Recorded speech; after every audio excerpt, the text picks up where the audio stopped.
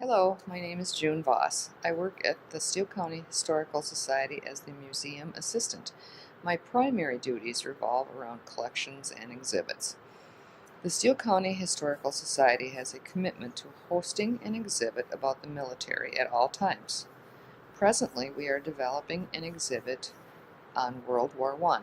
Before I started working here, I had no idea how many hours were required to pull accurate information together. Archivists, historians, graphics, and display designers and carpenters all worked together to construct the exhibits.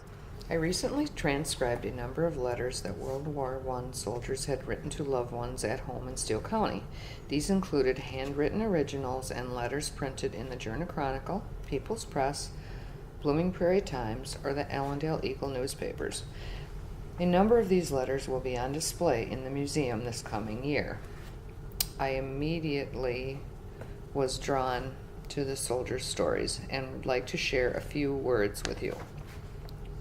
On July 3, 1918, Henry Hill, the adopted son of Mr. and Mrs. M.R. Ebeling, writes with some humor, "Tomorrow is the 4th of July.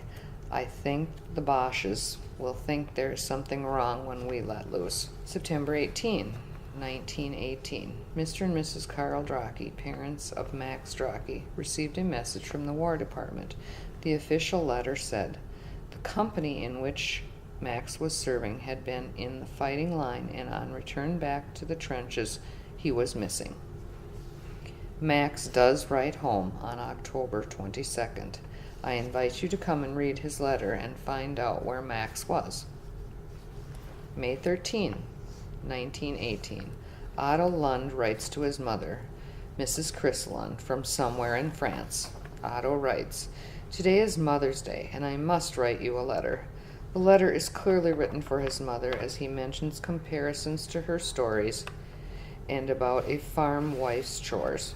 He writes of Paris in a romantic way. This was the most heart-touching and favorite letter I transcribed. He asks, towards the end of the letter, "Tell Grace that you heard from me, and I expect a long letter in return." I was curious about Grace. We did some genealogy research to find out whom he married, hopefully that they connected after the war. Otto Lund was killed in action in France, August 2nd, 1918, less than 3 months after his Mother's Day letter. The Great War Over Here, Over There will be open April 2017 to commemorate the 100-year anniversary of the American entry into the war. Thank you for listening to this presentation from the Steele County Historical Society, where our mission is preserving and sharing history today for tomorrow.